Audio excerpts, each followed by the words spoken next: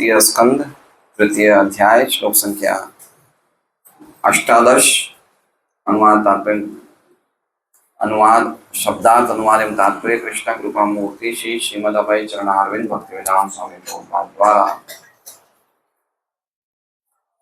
बहुत ही अद्भुत श्लोक है ये श्लोक कभी भी भागवत सप्ताह में नहीं बोले जाएंगे। अगर ये श्लोक बोल दिया जाएगा तो भागवत सप्ताह पहले दिन ही बंद हो जाएगी,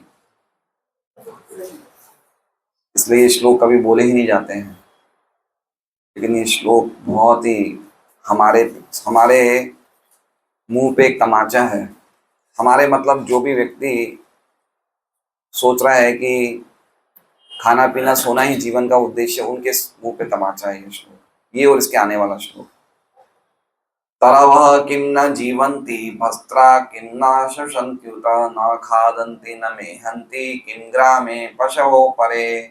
तरवः वृक्ष, किम क्या, न नहीं, जीवंती जीवित रहते हैं, भस्त्राः धौंकनी, किम क्या, न नहीं, श्वसन्ति सांस लेते हैं, उत भी न नहीं, खादन्ति खाते हैं, न नहीं, मेहन्ति वीर्य स्खलित करते हैं, किम क्या, ग्रामे स्थान में, पशवः पशु तुल्य जीव, अपरे अन्य। अनुवाद, क्या वृक्ष जीते नहीं है? क्या लुहार की धौंकनी सांस नहीं लेती? हमारे चारों ओर क्या पशुगण भोजन नहीं करते या वीर्यपात नहीं करते? ओम ज्ञानतिमिरान्धस्य ज्ञानाञ्जनशलाकया चक्षुरुन्मिलितं येन तस्मै श्रीगुरवे नमः।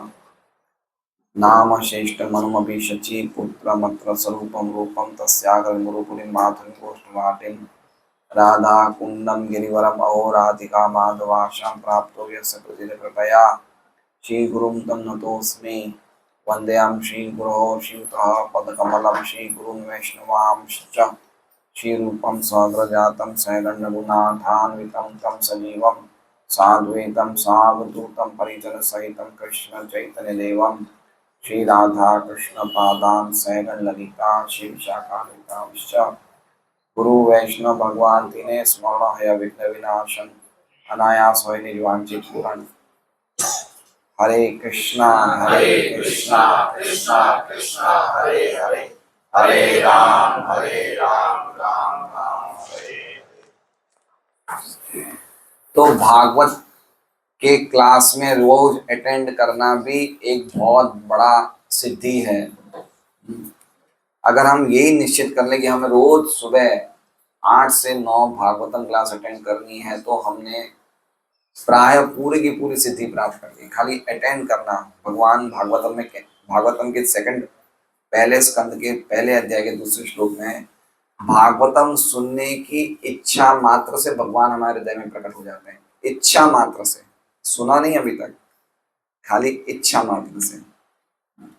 इसलिए हमें नियम बनाना चाहिए कि हमें जब इतनी बड़ी सुविधा मिल रही है, गोपाल बिन प्रभु जय श्री माता दी कृपा से वो अपना घर दे रहे हैं, हम लोग सब आसपास में निवास करते हैं और हमें अच्छी सुविधा मिल रही है। अगर हमें जहांगीरपुरा मंदिर जाना होता तो कितने लोग जा पाते? सब लोग तो नहीं जा पाते। लेकिन यहाँ पे हम सब बैठे हैं, भगवान की विशेष कृपा है और हमें अवसर मिल रहा है 1 घंटा हमारा 24 घंटे में समय निकालने का, तो हमें सुनना चाहिए। एक एक श्लोक भागवतम के रस से भरे में है ना। देखिए, आप अगर पहले से पढ़ा होगा तो कितना अद्भुत एक श्लोक था जिसमें हम देखते हैं कि जो व्यक्ति भगवान के भक्तों के संग साथ में हरि कथा सुनता है, उनके तीनों गुणों की जो गुणोर्मी चक्रम है, जो गुणों की लहरें हैं, वो शांत हो जाती है ना, आत्मा संतुष्ट हो जाती है। वो प्रकृति के 3 गुणों से कोई भी बनी हुई चीजों से अनासक्त हो जाता है ना। कितने अद्भुत श्लोक हैं ये सब। तो ऐसा कौन होगा जो हरि कथा सुनने वाला भगवान की कथा में रते नहीं देगा? और फिर उसके पहले ये भी सुना था, पिबंती ये भागवतात्मा सता, जो व्यक्ति कानों के पात्र में भर भर के भगवान की कथाएं पी रहा है, पुनन्ति ते विदूषिता, पुनन्ति ते विषय विदूषिताशय, है ना, वो अपने हृदय में अपने जो जीवन की अशुद्ध भावनाएं हैं, जो जीवन क्या गलत ध्येय उसे शुद्ध कर देता है। व्रजंती तच्चरण सरोवर, और भगवान के चरणों की प्राप्ति करता है। तो अद्भुत श्लोक है ये। और कल हमने श्लोक सुना, कितना अद्भुत सुना, है ना। क्या क्या श्लोक था, विनोद जी बताएंगे क्या अर्थ था उसका? विनोद जी बताइए। श्लोक नहीं जानते कोई बात नहीं, क्या अर्थ था, हमने क्या सुना कल? आयु हरति वै पुंसाम उद्यन अस्तम च यन्नसौ, है ना। ये असौ, ये असौ, ये सूर्य चलते चलते उदित होते हुए अस्त होते हुए निश्चित ही सभी मनुष्यों की आयु हर रहा है। तस्यर्थे, तस्य, लेकिन जो भगवान की महिमा का गायन करने में लगा, रीते, उसको छोड़ के, जिसने अपने क्षण भगवान उत्तम श्लोक की वार्ताओं में लगा दिए, उसको छोड़ के सूर्यदेव उदित होते हुए और अस्त होते हुए सबकी आयु क्षीण कर लेते हैं। तो कैसा सुंदर हमने टीका सुनी कि उसमें बताया कि एक क्षण भी हम भगवान को दे रहे हैं, भगवान के शुद्ध भक्तों की बात सुन रहे हैं हम एक क्षण, तो वो क्षण हमारा अनंत अनंत क्षणों से वापस आता है ना। अनंतम, हमें अनंत क्षण अनंत समय मिलता है। एक क्षण का दान दे रहे हैं भगवान के समय, भगवान की इस कथाओं में समय का दान देने से हमें क्या मिलता है? जैसे धन का दान देने से अनंत धन वापस मिलता है, ऐसे ही धन से भी कीमती समय का दान देने से क्या मिलता है? अनंत समय वापस मिलता है। अनंत समय, अनंत समय मतलब हमें दीर्घ जीवन मिलता है। दीर्घ जीवन मतलब हमें भगवान के पार्षदत्व बन का हमें हमें स्थिति प्राप्त होती है। तो कल मैं ऐसे ही गाड़ी में कहीं भी जा रहा था, मैंने यही श्लोक का विचरण करते हुए कहीं भी मोबाइल से महाराज औरों की खाली क्लास सुनता रहा मैं, कि मैं क्या दे रहा हूँ, मैं अपना क्षणों का दान दे रहा हूँ। महाराज और हमारे सन्यासी में पारक है, वेदांत पारक है, तो इनका दान देने से क्या होगा? हमें अनंत समय वापिस मिलेगा। ये मोबाइल की एक यही खास बात है बस, और कोई खास बात नहीं। क्या खास बात है? इसमें हम भगवान की कथाएं सुन सकते हैं शुद्ध भक्तों के मुख से, है ना। कलेर दोष मोबाइल दोष निधे राजन, मोबाइल क्या है? दोषों का भंडार, किंतु एक महान गुण, लेकिन इस मोबाइल में एक महान गुण है, क्या है? श्रवणादेव कृष्णस्य, भगवान की कथाएं हम श्रवण कर सकते हैं। मुक्त संग परम रज, तो ये मोबाइल इस तरह से तो अच्छा है, बाकी तो और सब गड़बड़ी गड़बड़ है, लेकिन हम भगवान के भक्तों की कथा जब चाहे तब सुन सकते हैं। 50 साल पुराने प्रभुपाद के लेक्चर सुन सकते हैं, जब चाहे हम सुन सकते हैं। तो कल मैंने ये श्लोक सुनने के बाद बहुत समय लगाया, मैं खाली ही सुनता रहूं, समय में किसी और चीज को नहीं दूं। तो बहुत अच्छा है कि हम इस तरह से अपने समय को व्यतीत करें। अब आज का जो श्लोक है, जैसे बताया है, इसका लिंक बहुत सुंदर है। एक लिंक तो ये है, जैसे पहले श्लोक में ये बताया कि सूर्य देव उन भक्तों की आयु क्षीण नहीं कर सकते जो भगवान की कथाओं में समय को बिता रहे हैं, लेकिन जो नहीं बिता रहे हैं भौतिकतावादी लोग, उनकी आयु को क्षीण कर देते हैं।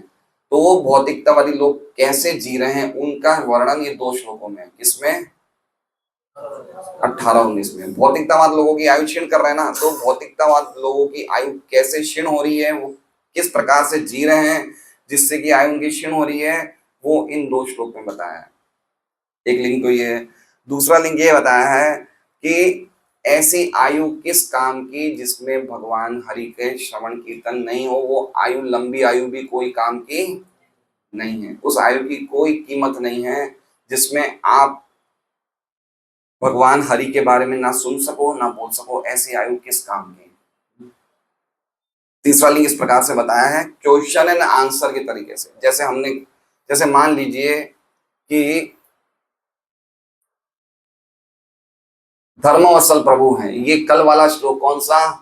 आयुर हरति वै पुंसाम, वो सुना रहे किनको? पूर्णानंद प्रभु को। ये श्लोक सुनो कितना अच्छा है। तो पूर्णानंद प्रभु क्या बोले कि ये सब कौन कथा वाला सुने, अच्छी जीवन जियो ना, लंबा आयुष्य जियो, आयुष्य को लंबा रखो। तो उसके जवाब में धर्मवत्सल क्या कह रहे हैं कि क्या पेड़ लंबा नहीं जीते? समझ रहे हैं? पहला श्लोक का शब्द क्या है? तरवः किम्ना जीवंती। पूर्णानंद प्रभु बोले हैं कि भाई अच्छा लंबा जीवन जियो, क्या टाइम खराब कर रहे हो कथा बता में। तो धर्मवत्सल प्रभु क्या जवाब देंगे? क्या पेड़ लंबा नहीं जीते? तरवः, वृक्ष भी तो जीते हैं ना। तो पूर्णानंद प्रभु क्या बोलेंगे? लेकिन वृक्ष कहाँ जीते हैं? मैंने तो सुना ही नहीं कि वो सांस लेते हैं। कपालभाति करते क्या? कपालभाति कैसे करते मैंने भूल गया। पेड़ को दबाते क्या? ये भस्त्र क्या कपालभाति है? तो बोले सांस तो हमने लेते हुए सुना ही नहीं पेड़ों से, क्या जी रहे हैं? वो थोड़ी जी रहे हैं। तो धर्मवत्सल क्या बोलेंगे? भस्त्रा किम न शोषंती होता। भस्त्रा मतलब समझ रहे हैं? लुहार होता है ना, लुहार। अग्नि को जलाने के लिए एक फ्लैप होता है, उसको जब वो ऐसे ऊपर नीचे किया जाता है तो अग्नि में तेज आ जाता है, तो उससे वो आवाज आती है, ऐसी आवाज आती है। तो कह रहे हैं कि क्या धोकनी नहीं आवाज कर रही है, सांसों की आवाज नहीं निकल रही? तुमने कहा पेड़ कहाँ जी रहा है, पेड़ में तो सांस की आवाज ही नहीं आ रही है। तो ये जवाब दिया गया, क्या धोकनी आवाज नहीं कर रही है? धोकनी भी तो सांस ले रही है ना। तो फिर पूर्णानंद बोलेंगे अरे ये क्या जीवन है, सांस लेना ही थोड़ी जीवन है, वो खा थोड़ी सकते हैं कुछ, पेड़ कुछ खाएंगे थोड़ी। हम खाएंगे ना गुलाब जामुन, हम खाएंगे प्रीति भोज, पेड़ थोड़ी खा सकते हैं। धर्मवत्सल प्रभु बोल रहे हैं क्या गांव में पशुओं को नहीं देखते, खाते नहीं है क्या? तो पूर्णानंद बोलेगी अरे खा सकते हैं लेकिन मैथुन कहाँ कर सकते हैं? तो ये बोले कि ना खादन ना मेहनती, क्या वो वीर्य स्खलित नहीं करते? मतलब पॉइंट कहने का ये है कि बिना भगवान की कथा के आपका जीना, आपका सांस लेना, आपका खाना और संभोग मैथुन बच्चों को पैदा करना, ये सब बेकार है। पॉइंट ये है, क्योंकि ये सब तो ये लोग भी करते हैं, ऊपर से अच्छी तरह करते हैं। पेड़ लंबा जीते हैं, धोकनी सांस लेती है, पशु खूब खाते हैं और खूब हर प्रकार का इंद्रिय भोग करते हैं। तो इन चीजों में तो हमसे आगे ये हैं, तो इसलिए बिना हरि भजन के ये सब व्यर्थ है। तो ये श्लोक का अर्थ है, समझ गए बात को? तरवः किम्ना जीवंती। तरव मतलब वृक्ष, किम मतलब क्या, न मतलब नहीं, जीवंती मतलब जीते हैं। क्या वृक्ष नहीं जीते? मतलब अब सीधा देखिए, शौनक आदि ऋषि बोल रहे हैं ये श्लोक। शौनक ऋषि कौन है? श्रोता है। सूत गोस्वामी से रिक्वेस्ट कर रहे हैं कि आप बोलिए, है ना। और सूत गोस्वामी से रिक्वेस्ट करने के लिए ये सब बातें बता रहे हैं कि हमें कितनी उत्सुकता है सुनने के लिए, आप बताइए। ये देखिए, उनका उत्साह देखिए। भगवान की कथा का जो असली आनंद है वो उत्सुक श्रोता को ही आता है, जो वास्तव में उत्सुक है सुनने का। तो बता रहे हैं कि लोग बिना हरि कथा के कैसे जीवन जी रहे हैं, है ना। तरव किम न जीवंती, पेड़ भी तो जीता है ना। क्या लंबा जी के क्या करोगे बताइए? हम देखते हैं सुबह सुबह जॉगिंग पाथ पे कितने लोग जॉगिंग करते हैं, कितने लोग कसरत कर रहे हैं। क्यों कर रहे हैं भाई? लंबा जीने के लिए कर रहे हैं ना। अरे ऐसा लंबा जीने से क्या फायदा जहां तुम अपना समय भगवान की कथा सुनने में नहीं लगाते हो। हरे कृष्णा कृष्णा कृष्णा हरे हरे, हरे राम राम राम। क्या फायदा ऐसा लंबा जीने से? कोई फायदा है क्या? कोई फायदा नहीं है। आपको जब मरना होगा तो मरोगे ही, है ना। अभी हमारे जान पहचान में कोई व्यक्ति की 48 ईयर्स में डेथ हो गई, 48 साल में। बड़े धनी व्यक्ति थे। ये कोहिनूर हाउस में उनका एमआर ग्रुप है, रांची की बहुत बड़ी फर्म है, रांची की एमआर ग्रुप। उनके मालिक की डेथ हो गई 48 साल में। तो हमने पूछा उनके घर वालों से, बोले भाई साहब रोज जिम जाते थे, क्लब जाते थे, एक्सरसाइज करते थे, और वो डेथ भी कैसे हुई? वो ट्रेडमिल में घूमने के बाद, वो ट्रेडमिल होता है ना, वो चलते चलते चलने वाला, एक्सरसाइज वाला, उसमें घूमने के बाद इतना ज्यादा घूम लिए कि उनकी सेहत ने अलाउ नहीं किया, और उससे जैसे बाहर निकल गए उनकी हार्ट अटैक आ गया। तो समझ रहे हैं, आप चाहे कितनी कसरत कर लो, लेकिन जब कृष्ण चाहेंगे कि आपको ले जाना है तो कोई नहीं रोक सकता है। तो ऐसा क्या फायदा, आप उम्र को बढ़ाने से क्या फायदा कि जब आप भगवान का नाम कथा ही नहीं सुन सकते हो। आगे क्या कह रहे हैं? भस्त्रा किम न शोषंती, होता शोषंती मतलब सांस लेती है, भस्त्रा मतलब धौंकनी। क्या धौंकनी सांस नहीं लेती है? सांस की आवाज कर रही है ना। तो हम भी देखते हैं कितने लोग प्राणायाम करते ना, लेकिन आप प्राणायाम करो लेकिन हरे कृष्ण महामंत्र नहीं करो तो प्राणायाम का क्या फायदा? है ना। सांस को हम सांस लेने की निकालने की प्रैक्टिस करते हैं और करना भी चाहिए।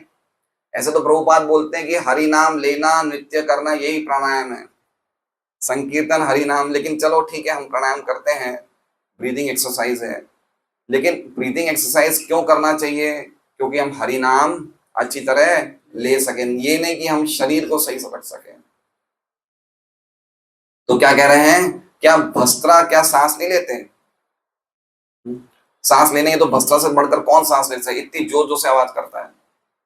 फिर आगे क्या कह रहे हैं, न खादंती। अच्छा ठीक है, जी रहा है कोई व्यक्ति, सांस ले रहा है, लेकिन खा थोड़ी सकता है। तो क्या कह रहे हैं, न खादंती न मेहंती। क्या हम देख नहीं रहे लोगों को खा रहे हैं? मेहंती, मेहंती मतलब संभोग कर रहे हैं, बच्चे पैदा कर, हम नहीं देख रहे हैं क्या? सब लोगों कर ही रहे हैं, नहीं कर रहे हैं क्या? कर रहे हैं, ये भी कर रहे हैं। कौन कर रहे हैं? ग्रामे पशवो परे, ग्राम के पशु। ग्राम के पशु मतलब जो पशु होते हैं, जो जानवर होते हैं, हम देखते हैं कोई गांव में या कोई इलाके में जानवर को देखते हैं, खाता भी है और वो मैथुन आदि क्रिया भी करता है। तो ये क्या खाली यही करना है ना? समझ रहे हैं ये श्लोक का अर्थ? समझ गए आप लोग? भाई कोई बोले कि मैं तो लंबा जीऊंगा, तो उदाहरण दिया जा रहा है, भाई पेड़ नहीं जीते लंबा। बोले पेड़ सांस कहाँ लेते हैं? ऐसे पेड़ सांस लेते हैं लेकिन सुनाई नहीं देता है। तो बोले क्या सांस लेने वाले लोग नहीं है? धौंकनी कितनी जोर जोर से सांस लेती है। बोले चलो सांस लेते हैं धौंकनी, लेकिन खा थोड़ी सकते हैं। बोले नहीं दिखते, खाते कितना है जी? कितने जानवर, हाथी कितना खाता है रोज? कितना खाता है? 50 किलो रोज का भोजन खाता है, नहीं खा रहे हैं ये लोग। अच्छा खा रहे हैं लेकिन संभोग आदि सुख कहाँ मिल रहा है भाई इनको? बोले कबूतर रोज दिन में 30 बार संभोग करता है, क्या नहीं मिल रहा है क्या इनको? तो ये सब चीजें तो चल ही रही है। तो ऐसा नहीं है कि ये मनुष्य खाली इसी के लिए बना है, ऐसा नहीं है। पॉइंट समझ रहे हैं? ये सब चीजें तो और भी जगह चल रही है, तो मनुष्य खाली इसके लिए नहीं बना है। तो जो मनुष्य अगर ये सोचता है कि जीवन में ये ही करना है, तो उसके लिए क्या कहा गया है, अपरो पशे। देखिए दो पशुओं का नाम लिया है इसमें, एक तो ग्राम्य पशु, ग्राम पशु, और एक आखिरी शब्द क्या है, अपर पशु। तो अब समझिए, जब ग्राम पशु, ग्राम मतलब इलाका, गांव, जब गांव में पशुओं का नाम ले लिया तो पशु में तो सब आ गए, हाथी घोड़ा कुत्ता बिल्ली सब आ गए। तो अपरे पशु क्यों लिखा? अपरे मतलब समझ रहे हैं, अन्य पशु। तो ये अपरे पशु कौन है? ये अपरे पशु वो मनुष्य हैं जो पशु की तरह जीवन जी रहे हैं। मतलब कौन हो गए? हम लोग। कौन हो गए? हम लोग, क्योंकि हम भी तो वही जीवन जी रहे हैं, इसलिए कहा है अपरे पशु। कितनी जबरदस्त बात कही है। दो पशु कौन से? एक ग्राम के पशु और एक अपरे। अपरे पशु बोलने का ही अर्थ वो मनुष्य हैं जो मनुष्य जीवन भगवत भक्ति में नहीं लगा के खाली यही काम कर रहे हैं, सो रहे हैं, खा रहे हैं, बच्चे पैदा कर रहे हैं, इसके अलावा और कुछ नहीं कर रहे हैं। वो कौन से हैं? वो अन्य पशु हैं। वो अन्य पशु, अन्य पशु क्यों? वही पशु क्यों नहीं? क्योंकि शरीर किसका है? नराकृति। शरीर मिला किसका? मनुष्य का, लेकिन काम कैसे कर रहे हैं? पशु वाले। तो इसलिए कहा गया है अपरे पशु। कितना अद्भुत श्लोक है ये, देखिए।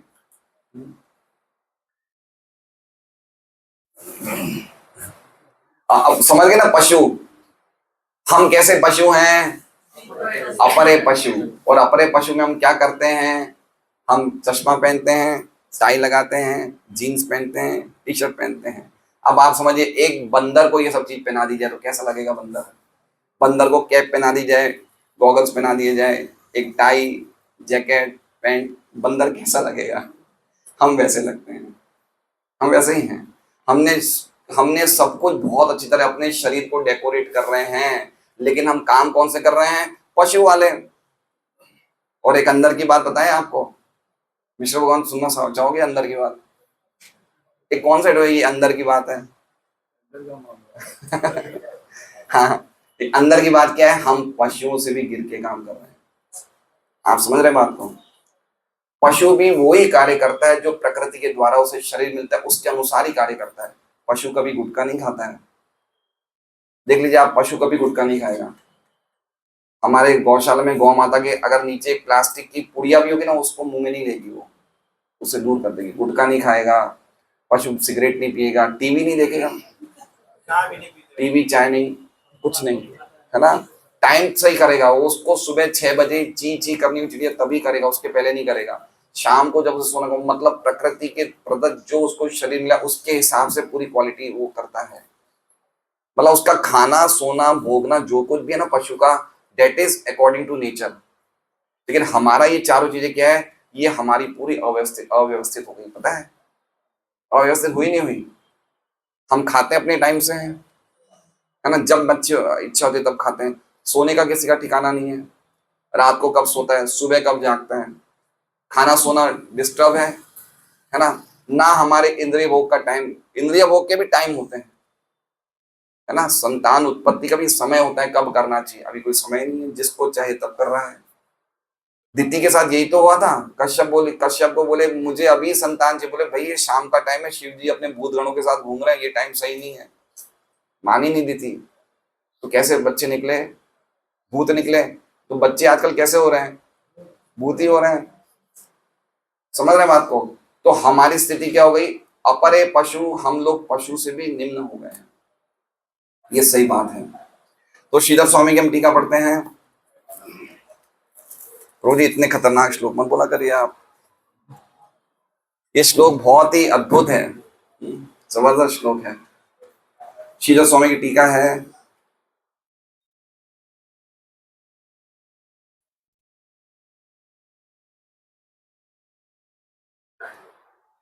ऐसी शंका करी जा रही कि जीना ही आयुष्य का फल है क्या। जैसे पिछले श्लोक में लिखा था ना कि आयु उनकी क्षीण नहीं कर पाता सूर्य, जो भगवान की कथा में समय को बिताते हैं।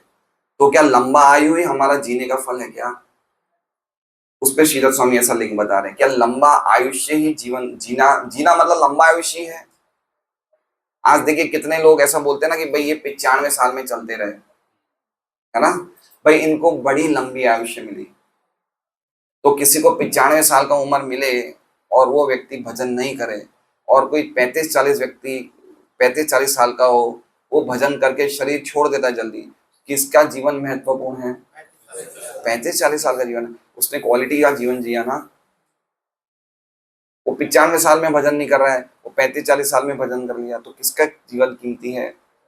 इसका मतलब जो जीवन, असली जीवन वो जीवन है, जो जीवन हम भगवान के श्रवण कीर्तन लाए, वो ही जीवन है। उसके अलावा और कोई जीवन है ही नहीं, ये जीवन है। श्लोक गाना है, इस जीवन का समझ रहे बात को? जीना, खाना, इंद्रिय भोग करना वो ही सही है जो भगवान पे केंद्रित हो। जो बिना भगवान के केंद्र वाली चीजें हो, वो तो जीवन है ही नहीं मनुष्य का, वो पशु का ही जीवन है। आज मैं उद्धव जी का एक श्लोक पढ़ रहा था भागवतम के 11वें स्कंद में। तो भगवान उद्धव जी को बोलते हैं कि मैंने अलग अलग जीवों की रचना करी, एक पाद, द्विपद, त्रिपद, चतुष्पद, और ऐसे भी जीवों की रक्षा करी जिनके, ऐसे भी जीवों को बनाए जिनके कोई पद है ही नहीं।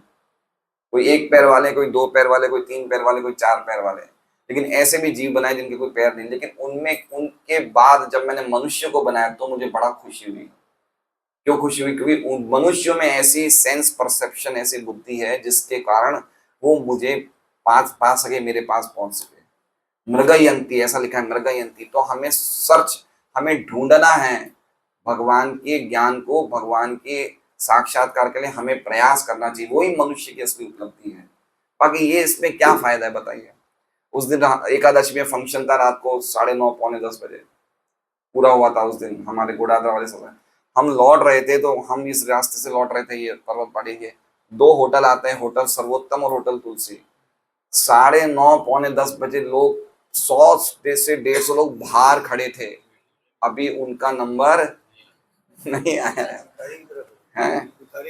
ऐसे लगे थे, बताइए, ऐसे ऐसे लगे थे। क्या स्थिति, एकादशी के दिन 9:30 बजे पौने 10 बजे की, हम बिना इसके हम मर जाएंगे। पशु करता है ऐसा? नहीं, पशु रात को अपना खा पी के सो जाता है। बहुत बैलेंस लाइफ है पशु की, हम क्या जीवन जी रहे हैं। तो कह रहे हैं, शंका करने में आ रही है कि क्या वृक्ष जीते नहीं हैं? जीते तो हैं लेकिन सांस नहीं लेते। तो क्या भस्त्रा, धमनी, चमड़े चमड़े की कोश है ना, जो ये धौकनी है ना, किससे बनती है? जैसे फेफड़े ना, फेफड़े भी क्या है? ये फेफड़े भी चमड़े की तो कवरिंग है, सांस फेफड़ों से तो ले जाती है। तो क्या ये धौकनी श्वास नहीं ले रही है? लेकिन उनमें आहार विहार तो नहीं होता है। तो उसके लिए कह रहे हैं, क्या क्या ग्राम्य पशु खाते नहीं हैं, ना मेहनती वीर्य सिंचन मैथुन नहीं करते हैं? इसका मतलब वो बता रहे हैं कि नर के रूप में जो पशु ये कार्य कर रहे हैं उनको अन्य पशु कहा गया है ना। दो पशु, ग्राम्य पशु और अन्य पशु। वो अन्य पशु कौन है? नरी है, जो जीवन का उद्देश्य नहीं जानता है। एक बात समझ लीजिए, जो जीवन का उद्देश्य नहीं जानता कि मनुष्य जीवन का उद्देश्य क्या है, वो क्या है? नर पशु। वो नर शरीर में पशु है और कुछ नहीं, उसे ये नहीं पता जीवन का उद्देश्य क्या है। विश्वनाथ चक्रवर्ती ठाकुर की टीका पढ़ते हैं हम।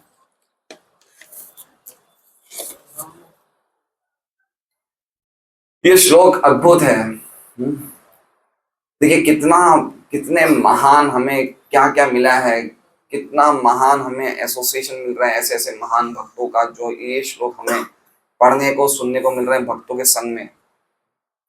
तो हम लोग, जो लोग यहाँ एकत्रित हो रहे हैं, उनके सौभाग्य की कोई सीमा नहीं है। अपने आप पे दुखी मत हो कि हमें कुछ काम धंधा कम चल रहा है या कमाई कम है, या दुखी होने का समय नहीं है। ये बहुत ही सौभाग्य का समय है कि हमें ये अद्भुत श्लोक सुनने को मिल रहा है, वो भी किनके संग में?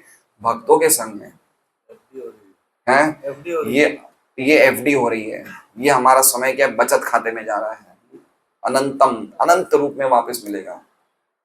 असली कथा भागवत की इस तरह से हम बिल्कुल स्टेप बाय स्टेप पढ़ें, ढंग से चीजों को समझें, तो हमारा असली कल्याण होगा। तो श्रीधर विश्वनाथ चक्रवर्ती ठाकुर की भी टीका वैसी है। क्या वृक्ष जीते नहीं है? वो तो मनुष्यों से भी ज्यादा जीते हैं, लेकिन वो सांस नहीं लेते हैं। तो क्या धौंकनी सांस नहीं लेती है? नहीं, वो तो मनुष्य से भी ज्यादा धौंकनी सांस ऊंची आवाज में लेती है, लेकिन वो खा नहीं सकती है। क्या पशु खाते नहीं है? क्या संभोग नहीं करते हैं? नहीं, वो तो पशु मनुष्य से भी ज्यादा करते हैं।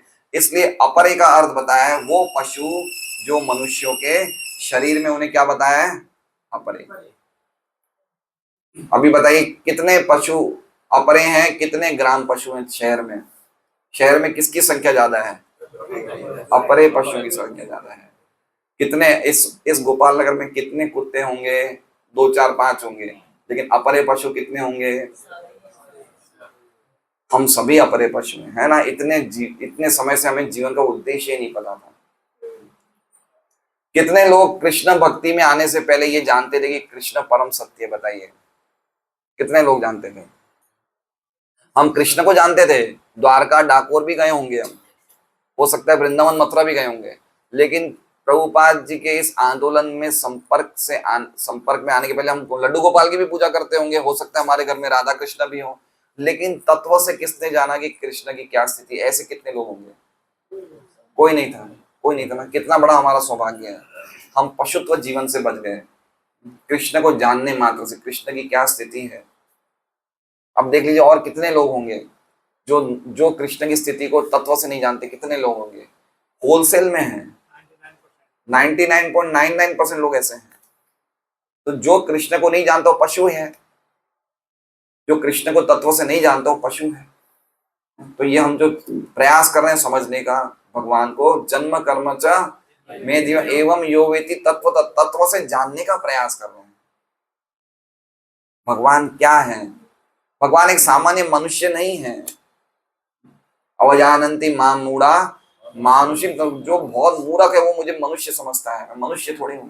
परम भाव मजान तो मम भूतम है। तो कृष्ण को ऐसे समझना पड़ेगा, भक्तिया श्रुत ग्रहीतया। जितना ज्यादा हम भागवत पढ़ेंगे, जितना ज्यादा गीता पढ़ेंगे, ये ग्रंथों से ही वेदों के अर्थ प्रकाशित होंगे। कलयुग में 2 ही ग्रंथों से वेदों के अर्थ प्रकाशित होते हैं, भागवत और गीता। ऐसा नहीं कि रामायण नहीं पढ़े, महाभारत नहीं पढ़ना है वो सब, लेकिन जो वेदों के अर्थ हैं वो 2 ग्रंथों से प्रकाश होते हैं, गीता जी और श्रीमद् भागवतम। तो ये नियमित रूप से हमें पढ़ना चाहिए, और बाद में धीरे धीरे आपको इनमें प्रेम हो जाएगा, इन श्लोकों में इतना अच्छा लगेगा कि बिना पढ़े आप रह नहीं सकते हैं। वो दिन भी आएगा, बिना पढ़े नहीं रह सकते आप भागवत। कितनी रुचि हो जाएगी हमें, नामे रुचि, ऐसी हमारी रुचि होनी चाहिए कि हम बिना पढ़े कैसे रह सकते हैं। रघुनाथ दास गोस्वामी की जब कोई, वो उनकी जो साधना की जो उनकी स्केड्यूल था, वो इतना फिक्स था कि वो ये बोलते थे कि आज मैं ये साधना नहीं कर पाया तो मैं इस लंपट शरीर को क्यों धारण करा हूं, इस शरीर को मैंने क्यों साथ में ले रखा है जो मैं साधना नहीं कर सकता। तो मनुष्य जीवन का, मनुष्य शरीर का एक एक अंग हमें खाली भगवान को जानने के लिए ही मिला है अल्टीमेटली, और इसका कोई दूसरा उद्देश्य नहीं है। खाली 30-40 साल इतना ही हम समझ लें कि अब हमारे जीवन में जो बच्चे हैं 25-30-40 साल, इतना ही हमारे पास समय है। बाकी जो कुछ भी आपको करना है वो सब मिलेगा। कबूतर बन जाएं, क्या नहीं मिलेगा बताइए, है ना? कबूतर बन जाए, क्या नहीं मिलेगा, है ना? इंद्रिय भोग करने का संपूर्ण फैसिलिटी कबूतर की शरीर में मिल जाएगी। खूब खाना है, हाथी बन जाओ। हाथी बनने के लिए मना ही नहीं, निश्चय से विषय खलु सर्वतः, ये भगवान कहते हैं कि विषय खलु सर्वतः स्यात्, ये विषय जो है वो तो सब जगह है। तो मनुष्य जीवन में तो तपस्या कर लो। मनुष्य जीवन किसके लिए मिला है? ब्रह्मा जी ने सबसे पहले क्या चीज सुनी? तप। ये तपस्या के लिए मिला है, और कोई दूसरा इसका उद्देश्य नहीं। तपो दिव्यम पुत्र का ये न संपद सत्वम ब्रह्म सौख्यम तो अनंतम, है ना? ये तपस्या से ब्रह्म सुख, अनंत सुख मिलेगा। आप समझ रहे हैं? जो हम ज्ञान ले रहे हैं वो एक बर्तन की तरह है। हम ज्ञान लेके कहां भर रहे हैं? अपने शरीर रूपी बर्तन में भर रहे हैं। लेकिन इंद्र तृप्ति क्या है? वो बर्तन में छेद है। क्या है? हम एक तरफ क्या कर रहे हैं? ज्ञान ले रहे हैं, और दूसरी तरफ क्या कर रहे हैं? इंद्र तृप्ति कर रहे हैं। तो छेदों से वो ज्ञान बाहर निकल रहा है। तो रीस, जैसे कहते हैं मटके में अगर कोई रीस जाए पानी, तो मटके में पानी भरते हैं, लेकिन क्या होता है? धीरे धीरे पानी हमें दिख नहीं रहा है, लेकिन पानी निकल रहा है। तो उसी प्रकार से हम इंद्रिय संयम नहीं कर रहे हैं, तो हम क्या कर रहे हैं? सुन रहे हैं, सब कुछ सुनते टाइम अच्छा लगता है, लेकिन जीवन में उस चीज को हम धारण नहीं कर पा रहे हैं। इसलिए बहुत जरूरी है कि प्रभुपाद इसलिए कहते हैं कि हमारी जो हरि नाम है उसके साथ कुछ तपस्या होनी चाहिए। ध्रुव महाराज ने क्या तपस्या करी थी विनोद जी हरि नाम के साथ? ध्रुव महाराज ने क्या तपस्या करी थी हरि नाम के साथ? पता है क्या तपस्या करी थी उन्होंने? एक, पहले मैंने खाली फल खाए, दूसरे मैंने खाली सूखे पत्ते खाए, तीसरे मैंने खाली पानी पिया, चौथे मैंने खाली हवा ली। हमें तपस्या करने को मिल रही है क्या? ये तपस्या कर सकते हैं? प्रचेताओं ने क्या तपस्या की? जल में भगवान का नाम ले रहे थे। कहाँ पे? जल में। कितने साल? 10,000 साल। हमें तपस्या करनी है क्या? खाली इतनी तपस्या कर लें कि जीवन में मैं खाली कृष्ण प्रसाद लूंगा ना। हमारे गोस्वामी हैं, सनातन गोस्वामी हैं, है ना? मैंने कल देखा सनातन गोस्वामी महाप्रभु के पास आए बनारस में। महाप्रभु ने तपन मिश्र को कहा कि इन्हें भोजन कराओ, तो सनातन गोस्वामी क्या बोले? मैं भोजन नहीं करूंगा, मैं भिक्षा मांगूंगा, माधुकरी करूंगा, घर घर जाके थोड़ा मांगूंगा।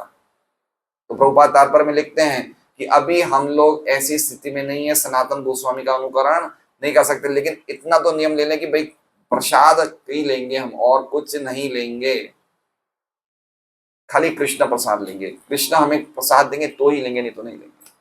यही तपस्या है, ये बहुत बड़ी तपस्या है। जीवन भर खाली इस बात पे निश्चित हो जाऊं कि हमें कृष्ण प्रसाद ही चाहिए। एक दिन क्यों मरमरे खाएंगे? ट्रेन में क्यों भेलपुरी चाहिए, सूखी भेल? नहीं, नहीं लेना है। जो बनेगा भगवान को भोग लगेगा, भक्तों द्वारा बनाया हुआ वो ही प्रसाद लेंगे। इतनी तपस्या कर लें, बहुत बड़ी बात है। मनुष्य जीवन तपस्या के लिए मिला है। तो प्रभुपाद का हम तात्पर्य पढ़ते हैं। हाँ, तो सरोज माता जी और महेश जी आ रहे, तो हमें तो लग रहा है हमारे वापस सावन के दिन आ जाए। आप लोग वापस यहाँ आ गए रहने के लिए? विपुल कहाँ पे? अच्छा, अंबिका में। हाँ हाँ हाँ, अच्छा विपुल यहाँ रहता है। चलो, ये तो बहुत अच्छी बात है। अच्छा, अब अंबिका हाइट में ही आ गए क्या? अच्छा अच्छा, तो इनको लेके आया करिए। आप विपुल के पास ही रखे, छोटा बच्चा अच्छा है। मैं इनको लेके आया हमारे पास। बढ़िया पड़ोसी हो तो। हाँ हाँ बिल्कुल सही, भक्त पड़ोसी, बढ़िया नहीं भक्त पड़ोसी है तो। पड़ोसी हो तो भक्ति की बातें ही हाँ, आपके भी, आप भी भक्त कम थोड़ी हैं। आप सरोज माता जी तो 2010 से 16 माला कर रहे हैं, बहुत अच्छी बात है। तो आते रहिए, हमें बहुत अच्छा लगता है आपको देख के। नजदीक पड़ता है। हाँ, और संडे का प्रोग्राम भी आपके बिल्कुल पास में ही है। संडे जो प्रोग्राम होता है तो बहुत अच्छा है। चलो, इतने बड़े बड़े भक्तों का मुझे संग मिल रहा है, मैं शुद्ध हो रहा हूँ। तात्पर्य पढ़ते हैं हम। आधुनिक युग का भौतिकतावादी व्यक्ति तर्क करेगा कि जीवन या इसका कोई भी अंश अध्यात्म विद्या या धर्म शास्त्र विषयक जिज्ञासा के लिए नहीं है। समझ रहे हैं? लोग बोलते हैं ना, अरे यार क्या ये तुमने लगा रखी है भक्ति भक्ति, क्या करते हो तुम? ये ईश्वर की जो भावना है, ये तो लोगों के मन में कायरता वालों ने भरी है, लोगों के मन में डर के लिए भरी गई है। ऐसा कोई ईश्वर ईश्वर नहीं है। खाओ पियो यार, मौज करो। बोलते हैं ऐसा लोग, है ना, बोलते हैं ना। तो वही चीज प्रभुपाद कह रहे हैं, ऐसे लोग हैं जो अपने शरीर को बिल्कुल पुष्ट रखते हैं, लंबा जीने का पूरा प्रयास करते हैं, लेकिन भगवान को नहीं मानते हैं। अच्छा जियो भाई, खाओ पियो, किसी के बारे में गलत गलत मत सोचो, किसी का बुरा मत चाहो। तुम तो भजन करो क्योंकि तुम पापी हो, हम थोड़ी पापी हैं, है ना। ऐसे इस प्रकार के, प्रभुपाद कह रहे हैं, इस प्रकार के लोग होते हैं जो ऐसे तर्क करते हैं। जीवन तो अधिकाधिक काल तक खाने पीने, संभोग करने, मौज मस्ती करने और आनंद लूटने के लिए है। समझ रहे हैं? अब देखिए, इसमें एक बात समझिए, व्यक्ति ये सब चीजों में क्यों लगता है आखिरी टाइम तक, बुढ़ापे तक? क्योंकि उसके मन में कहीं ना कहीं डर है कि इसके बाद जीवन ही नहीं है, इसके बाद जो कुछ है वो यही जीवन है। इसलिए आखिरी टाइम तक वो इंद्रिय तृप्ति को, बोले मरो तो खा के तो मरो। अरे भाई, भूखे पेट क्यों रह रहे हो? कुछ खा लो, कुछ घूम लो, अब कितना टाइम बचा है। समझ है? हमें पूरी तरह से भली भांति विश्वास है कि नेक्स्ट लाइफ है, लेकिन ऐसे लोग हैं जिनको ये विश्वास नहीं है, तो वो क्या चाहते हैं कि आखिरी टाइम तक मैं एंजॉय करूं। कहां तक एंजॉय करूं? आखिरी टाइम तक एंजॉय करूं। हमारे एक भक्त हैं जिनकी दवाई की दुकान है, वो कहते हैं कि ये कॉन्ट्रासेप्टिव निरोध वाली चीजें बड़ी उम्र के लोग बहुत खरीदते हैं हमसे, 60-65 साल की उम्र के लोग। समझ रहे हैं बात को? क्यों खरीद रहे हैं? क्योंकि उनको लग रहा है कि आखिरी टाइम तक, बुढ़ापे तक मुझे इंद्र तृप्ति में ही लगना है, ये जीवन कुछ समय ही बचा है। ये सब बताया जा रहा है कि लोग इतना इतना इस बात के लिए पूरी तरह से विश्वस्त है कि ये जीवन जो है खाली इसी के लिए ही मिला है और कुछ चीज के लिए नहीं मिला है। और ये आप, अब हम इस माहौल में बैठे हैं इसलिए हमें लग नहीं रहा है, लेकिन आप कभी कोई फॉरेन कंट्री में जाओगे, अमेरिका ऐसे कोई शहर में जाओगे, देश में जाओगे, तो आपको पता चलेगा कि लोग कैसे जी रहे हैं, लोगों का जीवन कैसा है, आपको पता चलेगा। ऐसे ऐसे वहां पे क्लब्स हैं जहां पे 65, 70, 75, 80 साल के लोग भी जाते हैं, स्त्रियों के साथ नाचते हैं। ये सब हो रहा है, क्यों कर रहे हैं ऐसा? क्योंकि उन्हें लगता है ये मेरा आखिरी जीवन है, नेक्स्ट लाइफ तो है। अरे भाई, हम लोग पाप पुण्य क्यों करते हैं, क्यों डरते हैं? क्यों? हमें पता ना अगले जीवन में भोगना पड़ेगा। जब उनको यही अगला जीवन है नहीं तो फिर क्या दिक्कत है भाई? अगला जीवन तो है नहीं। ये चारवाक मुनि की फिलोसॉफी यही तो थी, भाई तुम घी पियो। कैसे पिए घी? पैसा नहीं है, बोले खाओ, भीख मांगो, चोरी करो, घी पियो। बोले अगले जीवन में मुझे तो नरक। अरे भाई, अगला जीवन है ही नहीं, शरीर खत्म, सब कुछ खत्म। तो पाप पुण्य तो उस व्यक्ति के लिए है ना जो जानता है अगला जीवन है, इनके लिए तो कुछ है ही नहीं। ऐसे लोगों को प्रभुपाद ने प्रचार किया। देखिए, ऐसे लोगों को भगवान के भक्त बनाए गए। हाँ, बोलते ही हैं, बोलते भी हैं और उसी प्रकार से कार्य करते हैं। आधुनिक व्यक्ति भौतिक विज्ञान की उन्नति के द्वारा सदा सदा के लिए जीवित रहना चाहता है, अधिकतम अवधि सदा सदा जीवित रहना। देखिए, आप हॉस्पिटल में हम नहीं देखते हैं, 15-15 दिन लोग वेंटिलेटर पे रहते हैं, मरना ही नहीं चाहता है वो। अब बताइए वो। हाँ, मरने नहीं देते हैं, लेकिन देखिए आप कितने कितने लोग वेंटिलेटर तक 20-20 दिन तक चलते हैं ना। वो अब शरीर रहा नहीं, फिर भी चाहते हैं हम जीते रहें, जीते रहें, जीते रहें। उनको इतना सा ज्ञान नहीं पता कि मुझे शरीर छोड़ना है, मुझे अगले शरीर में जाना है। तथा देहांतर प्राप्ति धीरज, इतना ही नहीं पता।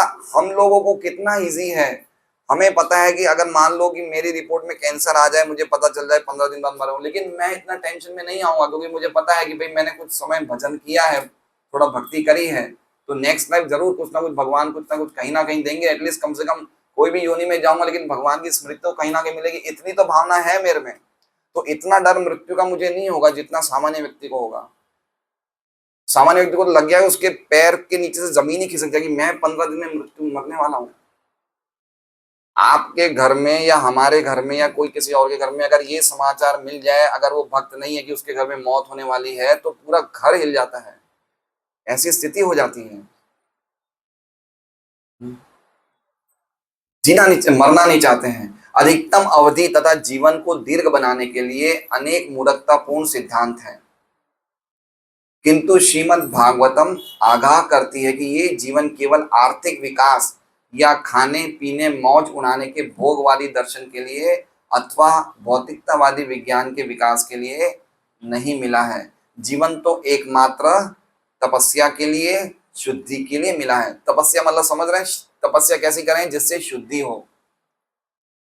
हिरण्यकश्यप वाली तपस्या नहीं, उसने भी तपस्या करी थी, लेकिन तपस्या कैसी होनी चाहिए, शुद्धि वाली होनी चाहिए। आप 2 दिन खाओ नहीं, बिल्कुल ऐसा नहीं आज मेरा पूनम का व्रत, आज मेरा नवरात्र, आज चौथ का व्रत। अरे भाई तुम एकादशी करो ना, बहुत है। ज्यादा तपस्या मत करो। ज्यादा तपस्या करने से अगर हृदय शुद्ध नहीं, वैसी तपस्या करने से क्या फायदा। समझ रहे हैं।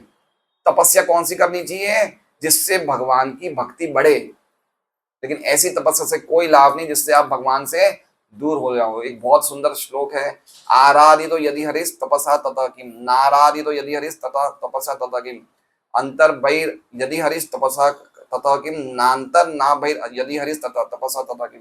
अगर आप भगवान की आराधना कर रहे हो तो तपस्या का क्या फायदा, और अगर आप भगवान की आराधना नहीं कर रहे हो तो तपस्या का क्या फायदा। अगर आपके अंदर और बाहर आपने देख लिया कि भगवान है तो तपस्या का क्या फायदा, और आप तपस्या करो लेकिन ये नहीं देख पाए कि अंदर और बाहर भगवान है, तो आपकी तपस्या का क्या फायदा। बहुत सुंदर श्लोक है। तो तपस्या किसके लिए होना चाहिए, आत्म शुद्धि के लिए। हृदय में करुणा का भाव, हृदय में भगवान के लिए भावना होनी चाहिए कि मुझे कृष्ण की सेवा करनी है, ये तपस्या है। हम भी हरे कृष्ण महामंत्र का जप करते हैं, सुबह सुबह जल्दी उठते, ये भी तो तपस्या है ना। लेकिन हृदय में हमारा भाव नहीं आए कि मुझे कृष्ण को जीवन देना है, तो तपस्या क्या फायदा। इसलिए मुंह से नहीं बोलना, कहां से बोलना है, हृदय से बोलना है। हरे कृष्णा कृष्णा कृष्णा हरे हरे, हरे राम, ऐसे हृदय से बोलना है। हे कृष्ण मैं आपकी सेवा करना चाहता हूँ, ये हृदय से बोलना चाहिए। जैसे मान लीजिए मैं जप कर रहा हूँ और हृदय में मैं क्या बोल सोचता हूँ, ये जप कितनी जल्दी पूरा होगा, मुझे अपना काम करना है। विजय जी क्यों हंस रहे हैं आप भी ये सोचते हैं क्या समझ रहे हैं। जैसे मान लो मैंने 7 बजे चालू किया जप कर रहा हूं मैं, और मैं क्या सोचता हूँ, जप करते ही मैंने चालू करते ही क्या सोचा, 9 बजे मेरा जप बंद हो जाएगा और मैं कहाँ जाऊंगा, मैं अपने काम पे निकल जाऊंगा। अब वो जप किस भावना से कर रहा है, जप तो कर रहा है लेकिन अंदर भावना क्या चल रही है, बस ये पूरा होने वाला है। वो नहीं होनी चाहिए भावना। हृदय से मन निकलना चाहिए, हे कृष्ण कब मैं 24 घंटे आपके नामों का उच्चारण करूं, आपकी कीर्ति का यशगान करूं, ये हृदय की भावना होनी चाहिए। आप जो बाहर कर रहे हो आपके हृदय भी वैसा ही होना चाहिए। बाहर कुछ, हृदय में अंदर कुछ, ऐसा नहीं होना चाहिए। कौन सा श्लोक है गीता जी का, मिथ्याचार से उच्यते कर्मेंद्रियाणि संयम्य य आस्ते मनसा स्मरन् इंद्रियार्थान विमूढ़ात्मा मिथ्याचार से उच्यते। कर्मेंद्रियाणि संयम्य, कर्मेंद्रिय को उसने संयम में रखा है योगी ने। यह आस्ते मनसा स्मरण, लेकिन मन में क्या स्मरण कर रहा है, इंद्रिय भोग के विचार, इंद्रिय भोग के विचार। मिथ्याचार से उच्यते, वो क्या है, वो मिथ्याचारी है। तो जो हृदय में होना चाहिए वो बाहर होना चाहिए, ये बात होनी चाहिए। हृदय में बने, मुझे नाम लेना है, मुझे भगवान की कीर्ति का प्रचार करना है, तो आप बोल रहे हो तो आपके हृदय में भी वो भाव होना चाहिए। मैं बोल रहा हूं लेकिन मेरे मन में वो भाव नहीं, तो क्या फायदा, कितना असर करेगा, नहीं करेगा। अगर आप सुन रहे हो कथा और आपको सुनने से ये चाहिए कि ऐसी भावना तो प्रकट करो कि क्या कोई दिन ऐसा आएगा जब मैं रात के 9 बजे तक सुनता रहूं। कभी हमारे मन में ऐसी भावना आई कि कब मेरा जीवन ऐसा होगा कि मैं रात के 9 बजे तक कथा सुन तो मुझे इंटरेस्ट बना रहे। मन में आई ऐसी भावना? क्यों नहीं आ रही ऐसी भावना? आनी चाहिए। यद्यपि हमारी स्थिति नहीं, लेकिन फिर भी हृदय में हमें भाव आना चाहिए कि मैं, परीक्षित महाराज ने 7 दिन 24 घंटे लगातार कथा सुनी, मैं क्या रात के 12 घंटे भी नहीं सुन सकता? मेरी स्थिति तो देखो कितनी खराब है मेरी स्थिति। ऐसी स्थिति में तो जब करना चाहिए कि देखिए कृष्ण मेरी स्थिति क्या है, मैं कितना गिरा हुआ हूं ना, कितना गिरा हूं, मुझे कितनी आसक्ति है घर से, पैसों से, बच्चों से, परिवार से, मेरा हृदय कितना कलुषित है, मैं कैसे सेवा करूं आपको। ये मन में भाव होना चाहिए, हमारे मन में हमारे प्रायश्चित होना चाहिए कि मैंने कितने जीवन बिगाड़े।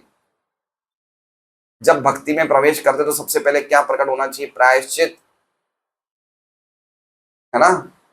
प्रायश्चित होना चाहिए ना कि मैंने कितने जीवन बिगाड़े। जैसे मान लीजिए कि कोई पति ने अपने पत्नी को प्रॉमिस किया कि आज मैं 12 बजे दोपहर को आ जाऊंगा, और वो आता है कितनी बजे? रात को 9 बजे। तो आते ही बोलेगा कि खाना दो? नहीं, वो बोलेगा देखो मैडम जी आज मैं क्षमा चाहता हूँ, मैंने अपनी प्रॉमिस को, अगर अच्छा पति को तो बोलेगा ना कि मैं 9 घंटा मैंने अपनी क्या कहते हैं प्रॉमिस तोड़ी। तो पहले सबसे पहले भजन करे तो अपना प्रायश्चित प्रकट करो कि मैंने कितना जीवन बिना बिताया आपके बिना, मैं कैसे व्यर्थ में मैं खाने पीने में। तो ये प्रायश्चित भगवान अप्रिशिएट करते हैं। जीवन तो एकमात्र तपस्या के लिए, शुद्धि के लिए मिला है, जिससे मनुष्य इस जीवन के अंत होने पर शाश्वत जीवन में प्रवेश कर सके। भौतिकतावादी इस जीवन को अधिक से अधिक दीर्घ बनाना चाहते हैं। मुझे लगता नहीं है हमने लंबी आयुष्य प्राप्त करके कुछ किया है। देखिए आजकल, पहले व्यक्ति क्या है 70-75 साल में उसको हार्ट अटैक आता था, डेथ हो जाती थी। आजकल हार्ट अटैक आने से पहले ही हम लोग सब व्यवस्था कर लेते हैं, एंजियोग्राफी, एंजियोप्लास्टी सब कर लेते हैं, लेकिन लाइफ सुधरी नहीं है। अभी इस तरह से लाइफ बढ़ रही है तो जल्दी उम्र में जल्दी भी डेथ हो रही है, ऐसा भी देखा जा रहा है। 50-40-50-60 साल में भी डेथ हो रही है, हार्ट अटैक भी हो रहा है, किडनी फेल हो रही है। तो लाइफ की क्वालिटी बढ़ी नहीं है, कमी हुई है। और कलयुग में तो कहा है कि आगे जाके कितना व्यक्ति जिएगा, पुरुष जिएंगे 35-40 साल, लेडीज जिएंगी 25-30 साल, तो वो दिन भी आएगा। तो हमारे प्रयासों से हम लाइफ को बढ़ा नहीं सकते महेश जी, समझ रहे हैं बात को? हम चाहें कि अच्छे अच्छे इलाजों से, अच्छी अच्छी कैंसर के कीमो से, या कोई अच्छे अच्छे हार्ट के ऑपरेशन से हमारा उम्र बढ़ जाएगा, ये संभव नहीं है। ये इस चीज में प्रयास करने से हम अपनी अपनी ही परेशानी बुला रहे हैं। पहले ये सब नहीं था इतना, आप देखिए था क्या इतना, फिर भी लोग जीते थे ना। अब लोगों को कितना टेंशन हो गया, हर 2-4 महीने में टेस्ट करवाते हैं, ये कराते हैं, वो कराते हैं, तो जीवन टेंशन में हो गया। और आधे से ज्यादा रोग किससे होते हैं? टेंशन से ही होते हैं। वे इसी जीवन में अधिकतम सुख चाहते हैं, क्योंकि वे अंतिम रूप से सोचते हैं कि मृत्यु के बाद जीवन नहीं होता है। जीव की शाश्वतता तथा भौतिक जगत में आवरण के परि, एटलीस्ट कम से कम 1 घंटा में बैठे, 1 घंटा तो हम टेंशन से मुक्त हैं। सही बात है, 1 घंटा तो हम टेंशन से मुक्त हैं। हम ऐसी सभा में बैठे हैं जहां 1 घंटे में हमें मृत्यु नहीं आ सकती। सही बात है, आएगी इस सभा में मृत्यु आएगी? आएगी तो कहाँ जाएंगे, है ना? शाश्वत जीवन मिलेगा, तो मृत्यु नहीं है, वो खाली ट्रांसफरेंस है ना? एक भगवान का हॉल था द्वारका में, सुधर्मा। उस हॉल में जब भी कोई बैठता था उसे मृत्यु, बुढ़ापा, बीमारी कुछ नहीं आती थी। तो ये कौन सा हॉल है? ये सुधर्मा है, ये भक्तों की सभा है। ये सभा देवता भी चाहते कि हम भी ऐसी सभाओं में सम्मिलित, इसलिए देवता भी बैठते हैं यहाँ। शिव जी भी है, हनुमान जी भी, बड़े बड़े देवता हरि कथा सुनते हैं। तो ये हमारा सौभाग्य है।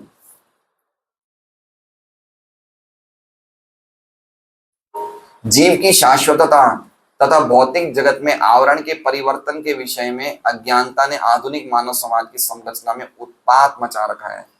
ये लाइन समझना, मैंने इसलिए इंग्लिश में बुक मंगवाई थी समझने के लिए, हिंदी में समझ में नहीं आ रहा था। वापस पढ़ लेते हैं एक बार। जीव की शाश्वतता तथा भौतिक जगत में आवरण के परिवर्तन के विषय में अज्ञानता ने आधुनिक मानव समाज की संरचना में उत्पात मचा रखा है। जीव की शाश्वतता कि हम लोग सनातन हैं, हम लोग कभी मरने वाले नहीं है। इसका ज्ञान, पहली बात तो अज्ञान इसका क्या है कि हर व्यक्ति क्या सोच रहा है, मैं तो मरने वाला हूं। तो पहली बात तो जीव शाश्वत है, इसका ज्ञान। दूसरा क्या कह रहे हैं, भौतिक जगत में आवरण के परिवर्तन के विषय में। भौतिक जगत में हम सब एक आवरण में हैं, और वो आवरण का क्या हो रहा है, बार बार परिवर्तन हो रहा है। आज मैंने ये शरीर पाया है, अगले जीवन में ये शरीर पाऊंगा। तो आवरण का परिवर्तन तो हो ही रहा है। इसमें आपको हुआ क्या, नुकसान क्या, बताइए। जैसे मान लीजिए आज मैंने ये कुर्ता पहना, अगर ये कुर्ता फट जाएगा तो मैं मर जाऊंगा क्या? दूसरा आवरण पहन लूंगा, दूसरा कुर्ता पहन लूंगा। तो इसमें अगर मैं ये सोचूं कि कुर्ते के फटने से मैं मर जाऊंगा, तो ये मेरा अज्ञानता का भारी दिखावा है, नहीं है? तो ये प्रभुपाद लिखना चाहते हैं कि जो व्यक्ति ये सोचता है कि ये आवरण शरीर का मिला है, अब ये आवरण परिवर्तन नहीं हो, परिवर्तन होगा, देहिनोस्मिन् यथा देह, है ना, परिवर्तन तथा देहांतर, कपड़ा तो बदलेगा, आप होके भी रहोगे। तो इस चीज की अज्ञानता के कारण मानव समाज में उत्पात मच सका है। उत्पात मतलब समझ रहे हैं?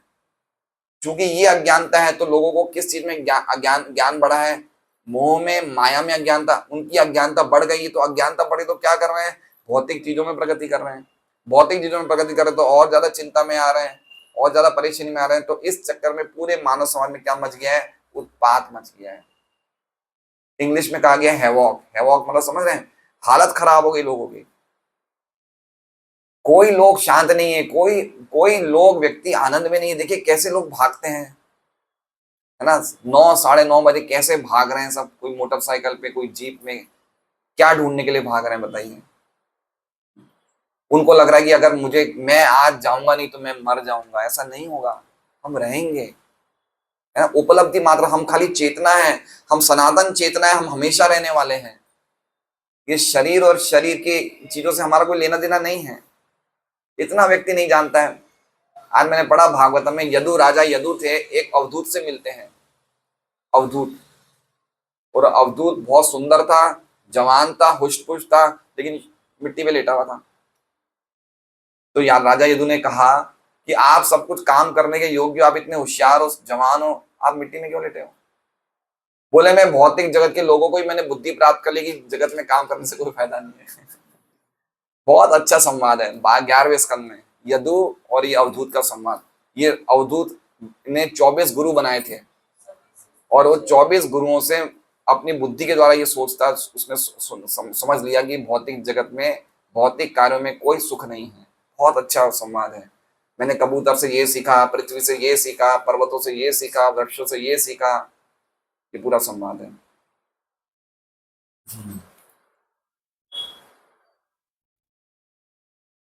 फलस्वरूप अनेक समस्याएं आ गई है, जिन्हें आधुनिकीकृत मनुष्य की विविध योजनाओं ने द्विगुणित कर दिया है। समाज की समस्याओं को हल करने की योजनाओं ने इन कठिनाइयों को और भी भड़का दिया। कठिनाइयां बढ़ गई हैं, हर चीज फैल रही है। देखिए गैस के भाव बढ़ रहे हैं, लड़ाइयां हो रही है, व्यापारी पैसा लेके भाग रहे हैं, डॉक्टर लूटने में लगे हैं, वकील अपना धंधा बना रहे हैं।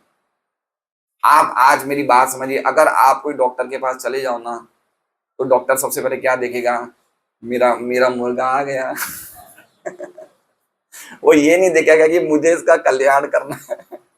वो ये नहीं देखेगा कि आज मेरे पास एक मरीज आया है, चलो मैं इसका कल्याण करूं, इसका कुछ लाभ हो जाए। वो क्या देखेगा, मेरा आज शिकार आ गया है।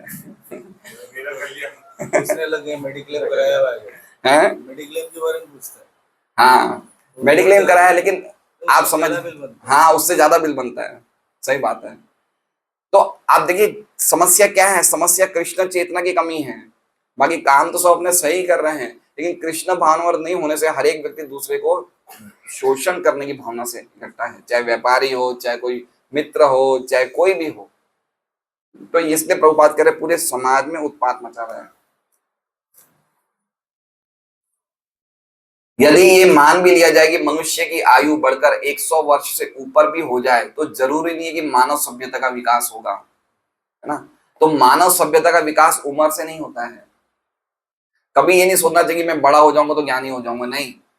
उम्र से किसी को ज्ञान नहीं मिलता है, उसको प्रयास करना पड़ेगा, है ना। मानव सभ्यता का विकास जो होता है अपनी शरीर की उम्र को बढ़ाने से नहीं होता है। जैसे बोलते हैं ना कि साइंटिस्ट क्या बोल रहे हैं कि आज हम आगे जाके हम डेथ को कंट्रोल कर लेंगे, हम ऐसी दवाइयां बनाएंगे जिससे मनुष्य अपनी उम्र को और लंबा कर सकता है। तो प्रभुपाद इसी के कारण लिख रहे हैं कि जरूरी नहीं, अगर उसने मान लो बढ़ा भी दी तो उससे फायदा क्या होगा, क्या लाभ होगा। भागवत का कथन है कि कुछ वृक्ष सैकड़ों हजारों वर्षों तक जीवित रहते हैं। वृंदावन में एक इमली का वृक्ष है, ये स्थान इमली ताल कहलाता है, जो वहां पर भगवान श्री कृष्ण के समय से स्थित बताया जाता है। कलकत्ता के वानस्पतिक उद्यान में एक बरगद का वृक्ष है जो 500 वर्षों से भी पुराना कहा जाता है, और विश्व भर में ऐसे अनेक वृक्ष हैं ना। प्रभुपाद एक बार अमेरिका में ट्रैवलिंग कर रहे थे, तो एक वृक्ष को देख के उनके शिष्य ने बोला कि प्रभुपाद ये वृक्ष 7000 साल पुराना है। कितने साल पुराना है? कैलिफोर्निया में 7000 ईयर ओल्ड है। तो ऐसे वृक्षों की उम्र होती है, बहुत लंबी लंबी उम्र होती है। बरगद के पेड़ देखिए, बरगद के पेड़ कहाँ तक, उनकी जड़ें कहाँ तक फैल जाती है। कुछ कुछ बरगद के पेड़ तो ऐसे हैं कि मान लीजिए हमने रोड के इस कोने में लगाया, तो रोड के अंदर से उनकी जड़ें उस कोने में चली जाती है। इतने बड़े बड़े बरगद के पेड़, इतने लंबा जीते हैं। स्वामी शंकराचार्य केवल 32 वर्ष जीवित रहे और भगवान चैतन्य महाप्रभु केवल 48 वर्ष रहे। तो क्या इसका अर्थ यह हुआ कि उपर्युक्त वृक्षों का दीर्घ जीवन शंकर या चैतन्य से अधिक महत्वपूर्ण है ना? ये 32 साल ही रहे शंकराचार्य, चैतन्य महाप्रभु 48 साल रहे, तो क्या इनका जीवन कम है क्या वृक्षों से? ऐसा तो नहीं है ना। बिना आध्यात्मिक महत्व के दीर्घ जीवन अधिक महत्वपूर्ण। भाई क्या फायदा लंबा जीने से, क्या करोगे आप लंबा जी के? आपके जीवन में कुछ हरे कृष्णा भजन ही नहीं है, क्या लंबा जीने से क्या फायदा? हम देखते कितने, हम पहले वाटिका में जाते थे, सरोज माता जी रहते थे, अभी है नहीं, पता नहीं। शाम को, संडे को शाम को वो 6-7 बजे सब बड़ी उम्र के लोग बैठ के ताश खेलते थे, अभी है नहीं है, पता नहीं मुझे अभी भी है। ओ कितनी बड़ी बात है, एवं परंपरा प्राप्त, हम परंपरा को निभाए हैं, धर्म निभाता निभाता गया। तो मैंने देखा इतने 65-70 साल का व्यक्ति है, वो ये चाहता है कि भाई मैं जीते रहूं और मैं बैठा हूं, ताश खेल रहा हूं, टीवी देख रहा हूं। तो ऐसा फायदा क्या जीवन से, बताइए।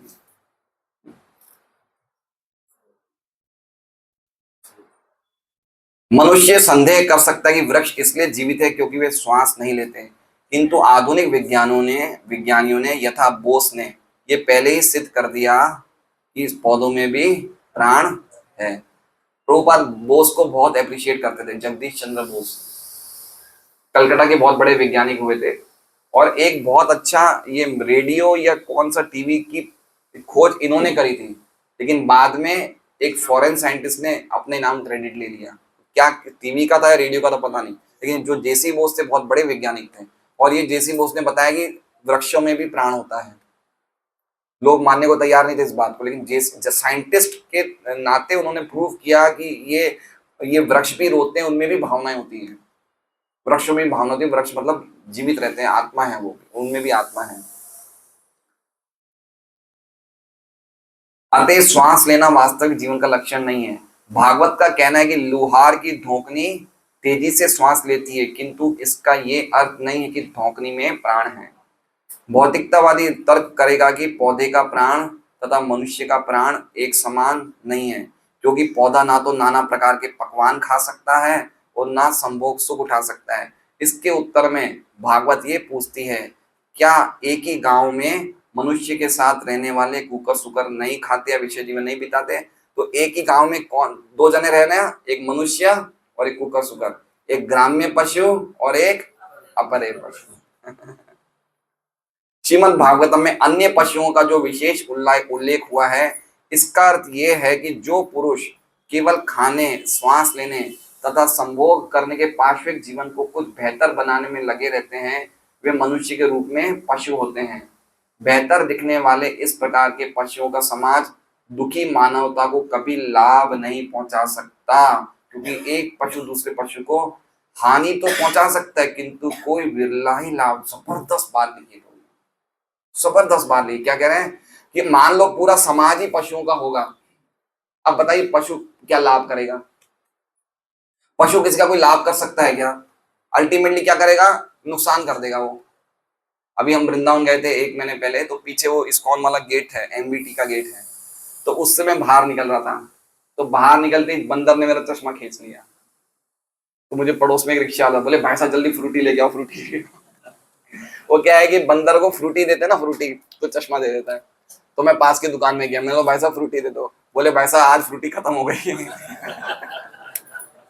और मैंने कहा गया चश्मा। तो फिर एक रिक्शे वाला बोला, बोले भाई साहब आप मुझे 50 रुपए दोगे, मैं आपका चश्मा दिलवा दे। मैंने बोला ठीक है दिलवा दे। तो उसने कुछ किया भैया, तो उससे बंदर ने यही चश्मा था, कुछ खरोच वरोच तो आ गई, लेकिन वो चश्मा वापस दे दिया। तो पॉइंट कह रहे हैं, पशु तो नुकसान ही पहुंचाएगा, किसी को लाभ करेगा क्या पशु, है ना। तो अगर पूरा समाज ही पशु का होगा तो लाभ कैसे होगा बताइए। नुकसान ही होने वाला, लाभ तो किसी को होने वाला नहीं है। कितनी बड़ी बात बोल रहे हैं। अभी हमारा समाज क्या पशुओं का ही है, जो हम लाभ पहुंचा रहे हैं, लाभ नहीं हानि ही कर रहे हैं, और कुछ नहीं कर रहे हैं।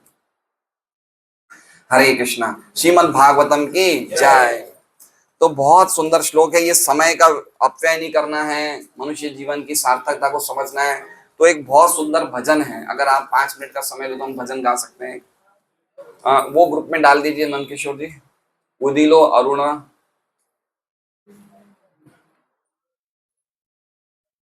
मुझे वो हिंदी में दीजिए, मेरे पास इंग्लिश में ट्रांसलेशन नहीं पढ़ पाऊंगा। आगे द्विजमणि गोरा अमनि जागे,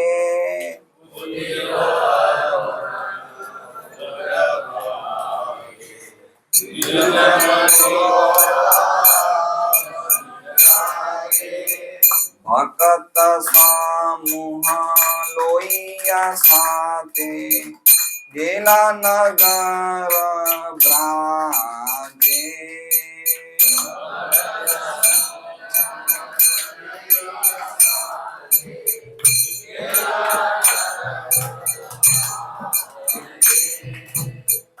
तथाई बाजन ढोला, गने गनताए जाजेर रोला।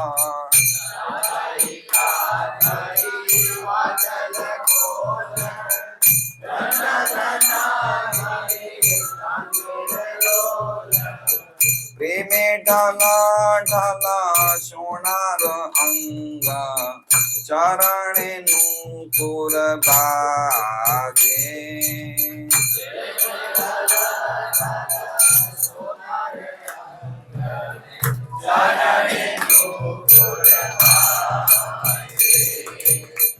मुकुंद माधव जादव हरि, बोले बोलो रे वदन गौरी।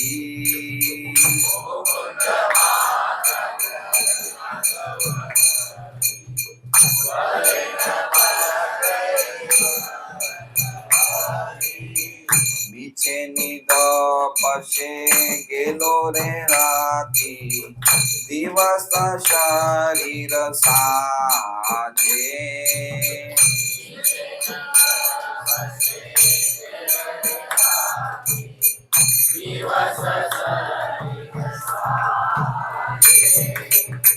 हे मन दुर्लभ मानव देहो, पाया की गोरो भावना के हो।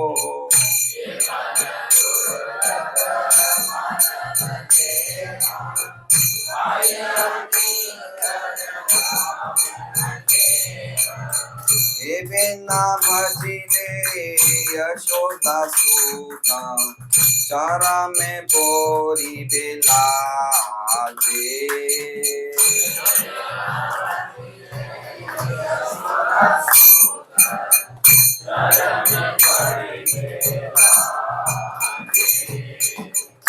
उदित तापना होइले अस्त, दिन गेलो बोली होइले व्यस्त।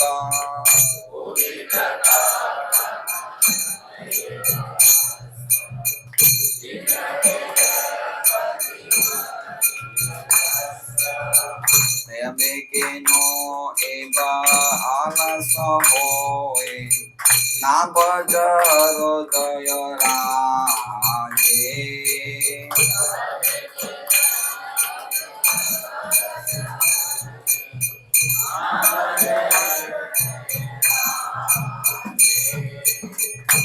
जीवन नित्य जान सार ताहे नाना विद विभोग भार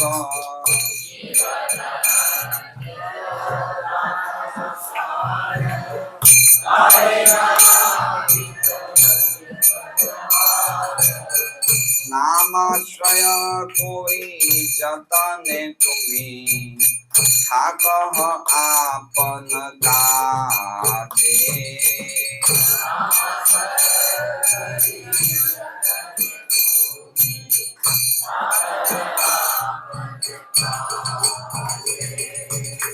जीवेर कल्याण साधन नाम जगते आसिए मधुर नाम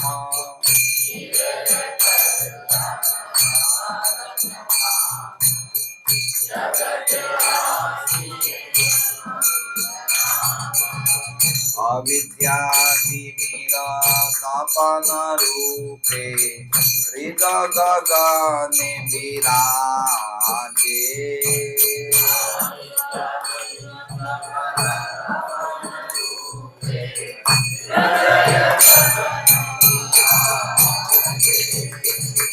कृष्ण नाम सुधा कोरिया पान जुराओ भक्ति विनोद प्राण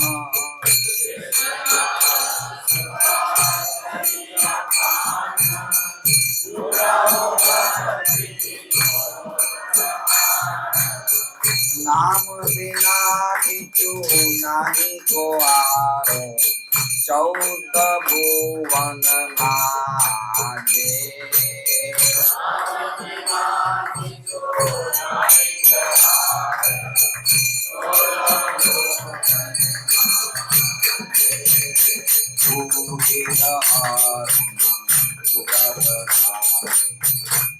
मणि गोरा मणि भागे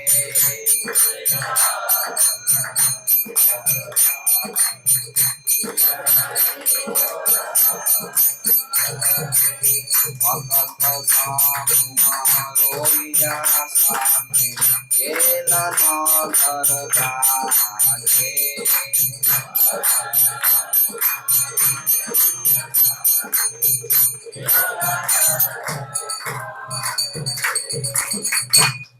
भजन का अनुवाद इस प्रकार है।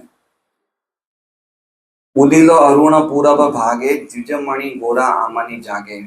जैसे ही पूर्व दिशा में अरुणोदय हो गया उसी क्षण ब्राह्मणों में श्रेष्ठ द्विजमणि गौरांग महाप्रभु जाग गए। भक्त समूह लोहिया साथे गेला नगर ब्राजे।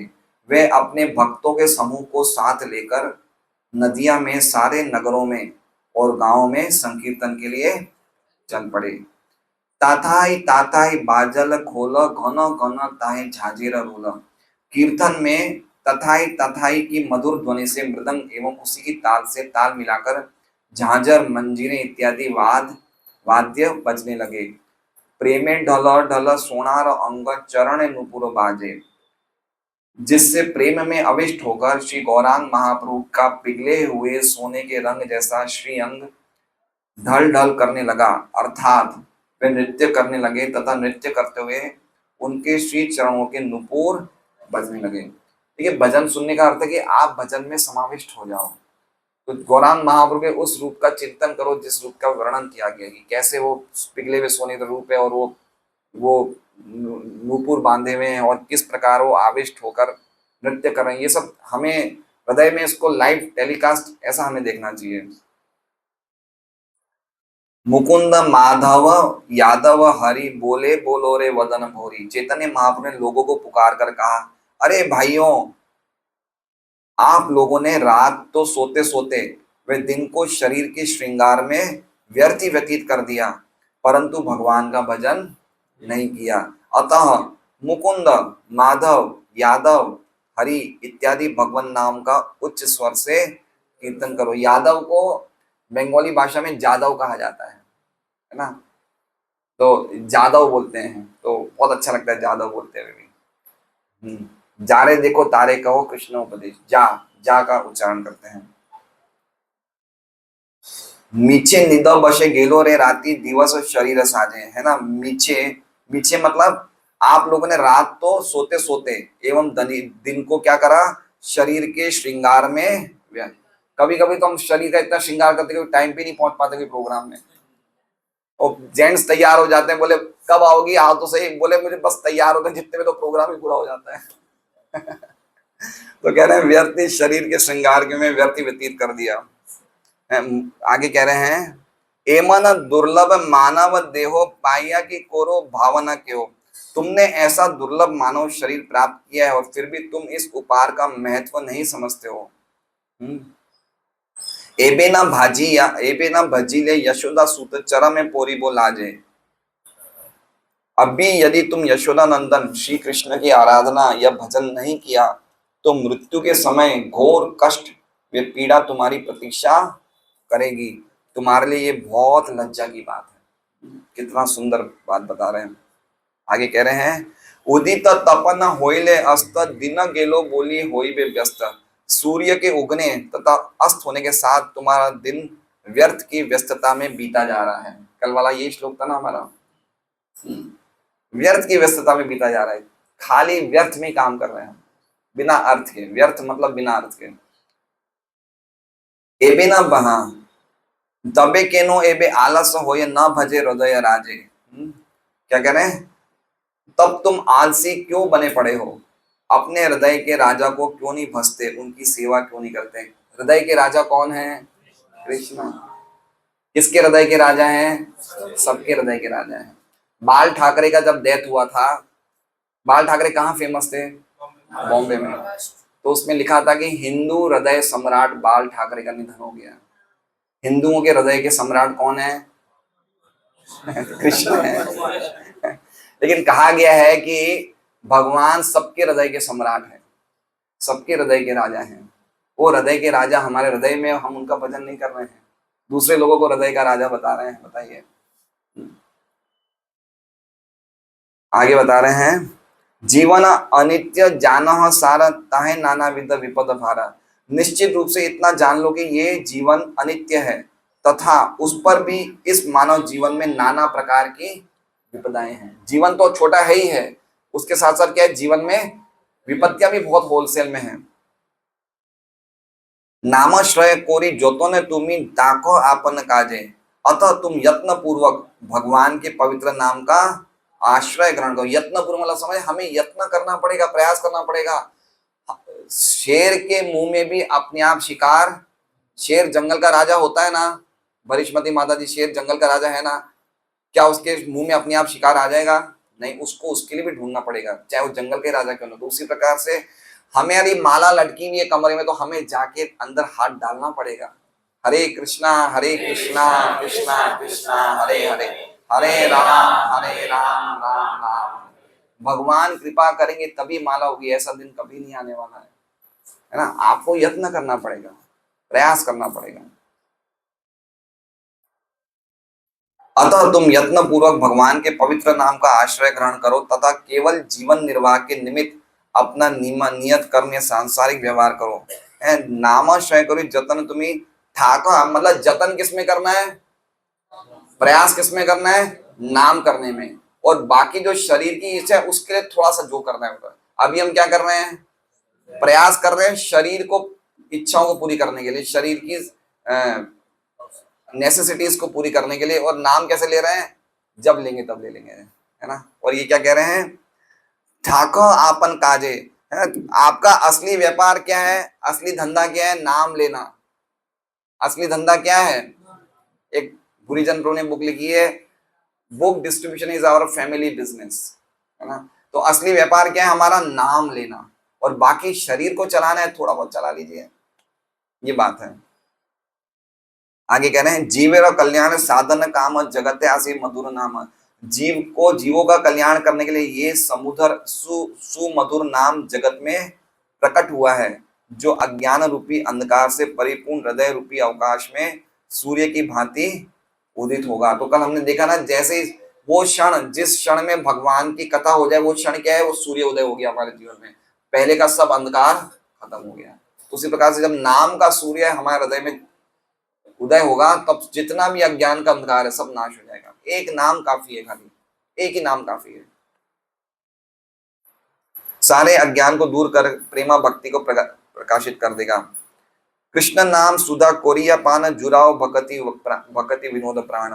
श्री भक्ति विनोद ठाकुर कहते हैं कि आप लोग कृष्ण नाम रूपी अमृत का पान करें जिससे कि मुझे सांत्वना प्राप्त हो। भक्ति विनोद ठाकुर हमसे रिक्वेस्ट कर रहे हैं कि आप लोग कृष्ण लो, नाम लो तो मुझे खुशी होगी। समझ रहे हैं? शिव जी अगर कहीं राम का नाम सुन लेते ना, शिव जी नाचने लगते हैं। एक कथा है जिसमें शिव जी और पार्वती जा रहे थे और एक रास्ते में कोई रज थी, वो रज पे शिव जी लोटपोट होने लग गए मिट्टी पे। तो पार्वती बोला कि आप यहाँ पे क्यों लोटपोट? बोले यहाँ पे एक भक्त ने थोड़ी देर पहले भजन किया था इसलिए मैं लोटपोट हो रहा हूँ। तो बड़े बड़े महान देवता, बड़े बड़े महान आचार्य हमें रिक्वेस्ट करने की आप नाम लो, क्योंकि आप नाम लोगे तो हमें बड़ा आनंद मिलता है। इसलिए कभी भी ये नहीं समझना चाहिए कि भगवान का नाम लेने से हम देवताओं की पूजा नहीं करें, देवता रुष्ट हो जाएंगे। देवता बड़े प्रसन्न होंगे। नाम बिना किचु नाही को आरो 14 भुवन माजे। इन 14 भुवनों में, 14 भुवन, इस जगत में कितने भुवन है? भुवन मतलब समझ रहे हैं? फ्लोर, माला, माला, लोक नहीं, माले। जैसे एक बिल्डिंग कितने माले की है? 14 माले की। ये जगत कितने माले का है? 14 भुवनों का माला है। फिर एक भवन में अनेक लोक हैं, है ना? प्लेनेटरी सिस्टम्स 14 हैं, उनके हर एक भवन में, जैसे हम कौन से लोक में? भूर लोक में। तो भूर लोक में पृथ्वी के अलावा अलग अलग लोक हैं, इसके ऊपर भूवर लोक में अलग अलग लोक हैं। तो 14 भुवनों का ये जो ब्रह्मांड है, उसमें इन 14 भुवनों में श्री हरि के नाम के अतिरिक्त और कुछ भी, अल्टीमेट चीज क्या है? हरे कृष्णा कृष्णा कृष्णा हरे हरे, हरे राम राम राम हरे। आज का प्रसाद इनकी तरफ से है।